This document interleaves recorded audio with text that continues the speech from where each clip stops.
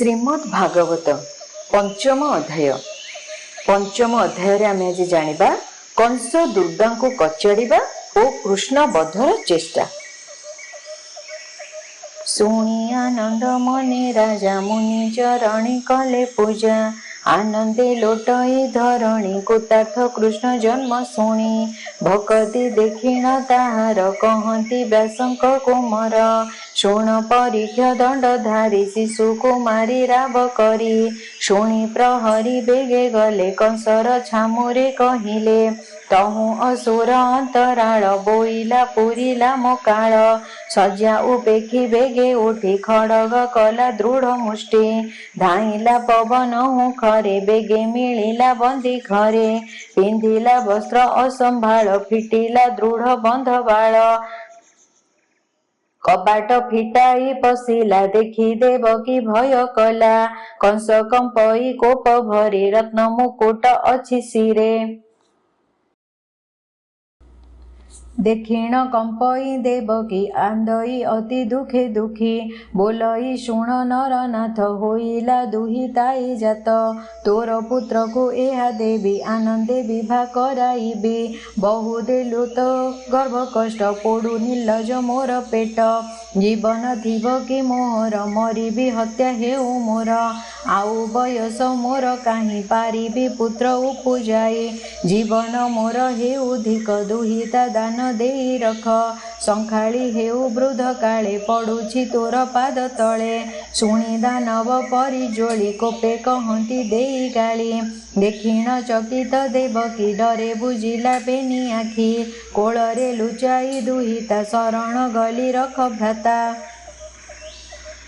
कंस कहई शिर झुणी तुछार मोहर भौणी।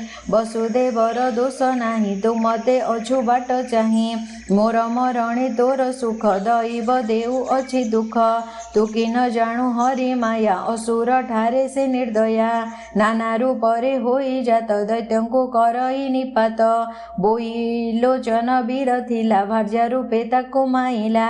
महिषा मारे दुर्गा होई ता माया न जाणुलो तुही। नारद कहिछन्ति मते ए मते मारिब जुकते। अष्टम गर्वे मो बईरी एहार हस्ते मुहि मरी। चाहिला अधर कामोड़ी कोळरू आनिला उछुड़ी। बेनी चरण धरी करे बुलाई पिटिला शिलारे। जे देवी जगत संहारे काहार बल ताकु मारे। कंसर हस्तरु उछुली आकाशे जेसने बिजुली। तेजे दस दिग विराजी बेनी चरण अष्टभुजी। के कहु देवी आवरण अंगद नुपुर कंकण। गंध चंदन पुष्पमाली त्रिदश कोटि देवे मिली।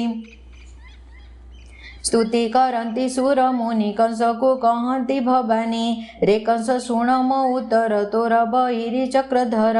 तोहर पाई देह बही जन्म होइले जहि तहि। से तोते करिबे संहार आबर जेतेक असुर। तू मते न जानी कचाड़ू नियत पथ कि पाहुडू। देवे तोहर निज बहिरी ताहांक बोलकु तू डरी। छपुत्र माइलु एहार धर्म को छाड़िलु असुर। एहांकु बंदी घरु फेड़ बेनी चरण तले पड़। तोषिण निय निज पुर तोर बईरी चक्रधर। कही चलिले निज स्थान उच्चाट करी कंस मन। जहा कहिले जगन्नाथ जगते होइला विख्यात। देवी वचन कंस शुणी विचार कला मने गुणी। न जानी विधातार गति सोदरे कलई अनीति। अनेक कली मुहि दोष केमंते करिबी विश्वास। किस करिबी मने भाली चरणु फिटाई सांकुली। चाहिला देवकी बदन कहई मधुर वचन। देवकी वसुदेव शुण तुमरे कली द्रोह प्रापण। मुहि जे स्वभावे असुर भणजा माइली मोहर। तुमको देली पुत्र कष्ट मोहर कली धर्म नष्ट। संसारे कली अपजस नरके होइबे प्रवेश। देह बहिले निश्चय मरी संसार नुहई काहारी।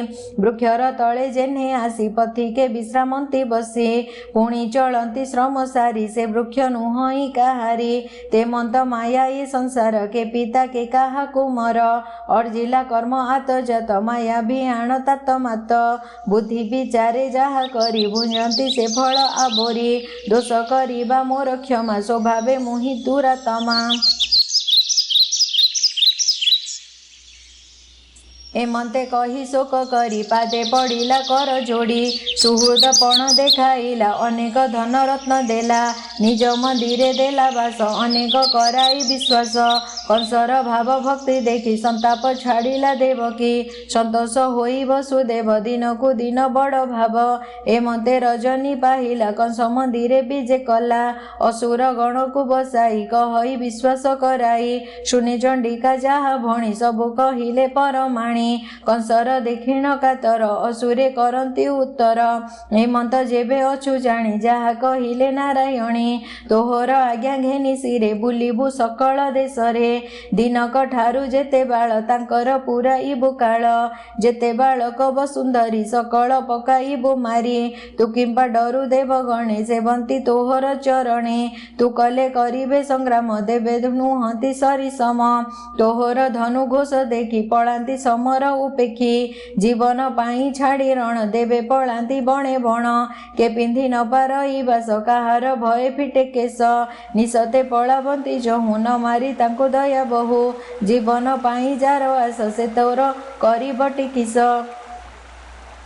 ତହୁଁ ଅଧିକ ତିନି ଦେବ ବ୍ରହ୍ମା ଶଙ୍କର ବାସୁଦେବ ଆପଣା ସୁଖେ ସେ ରହନ୍ତି ତାହାଙ୍କୁ ତୋର ନାହିଁ ଭ୍ରାନ୍ତି ଅଗାଧ କ୍ଷୀର ସିନ୍ଧୁ ଜଳେ ଶୟନ ଅନନ୍ତର କୋଳେ ପାଦେ ଖଣ୍ଟତି ବେନି ନାରୀ ସୁଖେ ଶୟନ ଦେବ ହରି ସେ କାହିଁ ତୋର ତୁଲେ ରଣ ମିଛ କହିଲେ ଦେବଗଣ ବ୍ରହ୍ମା ଯେ ଥାଇ ତାର ସୁଖେ ଚିନ୍ତା କରଇ ତିନି ଲୋକେ ତପହୁ ନ ଜାଣଇ ଆନ ଚିନ୍ତଇ ପ୍ରଭୁ ଭଗବାନ ଶଙ୍କର ଥାଇ ଭୂତ ମେଳେ ଅମ୍ବିକା ଥାଇ ତାର କୋଳେ ସେ କିମ୍ପା ସମର କରିବ ନିତ୍ୟ ଉଦାସୀ ସଦାଶିବ ଇନ୍ଦ୍ର ତ ବଳେ ନୁହେଁ ସରି ତୋତେ ତ ଦିଗ ପାଳେ ଡରି ହୁନେ କହିଲେ ଦେବି ଯାହା ଅନ୍ୟଥା କେ କରିବ ତାହା ତୋର ବଇରି ଯେବେ ହରି ସେ ସର୍ବ ଘଟେ ଥାନ୍ତି ପୁରୀ କେତାକୁ ପାଇବ ତ୍ରିଲୋକେ ଶୁଣ କହିବୁ କୌତୁକେ ଦେବତା ମାନେ ତାର ମୂଳ ଯେ ଧର୍ମ କରିଛି ଶ୍ରୀଧର ତେବେ ତାହାର ବହୁ ଜନ୍ମ ବେଦ ହୁଁ ଜହ୍ନେ ନିତ୍ୟ କର୍ମ ଗୋରୁ ବ୍ରାହ୍ମଣ ଯଜ୍ଞ ଦାନ ତୀର୍ଥ ଦକ୍ଷିଣା ତପସମ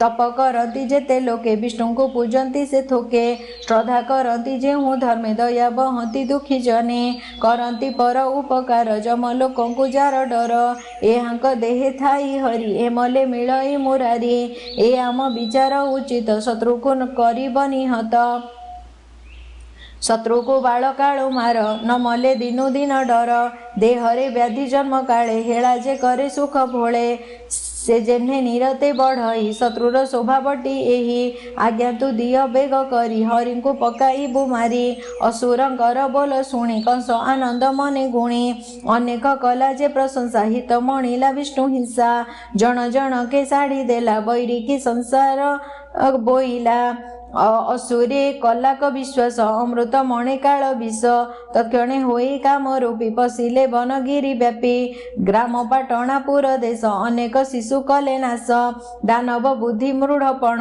ସାଧୁଙ୍କୁ ଦିଅନ୍ତି କୋଷଣ କଂସ ବଇରି ଅଛି କାହିଁ ନିତେ ଖୋଜନ୍ତି ଭାବଗ୍ରାହୀ ତାମସ ଗୁଣ ଆଚରିଲେ ନିକଟେ ମରଣ ଲୋଡ଼ିଲେ आयुष बल जस धर्म लोके आशीष शुभ कर्म ए आदि सर्वनाश करे हिंसा करती जेहु परे सुजने शुण हरि कथा फिटिब भवबंध व्यथा ब्रह्मलोक रुकेट जाए हिंस्रंक हरिंकी न पाए जे हरि दुखींक सोदर हिंसा नाशिवे प्रभु मोर कृष्णर पादे देई चित कहई विप्र जगन्नाथ इति श्रीमद्भागवते महापुराणे पारमहंस्यां संगीतायां वैयासिक्यां दशमस्कन्धे असुर प्रेरणे नाम पंचमोऽध्यायः। ॐ नमो भगवते वासुदेवाय।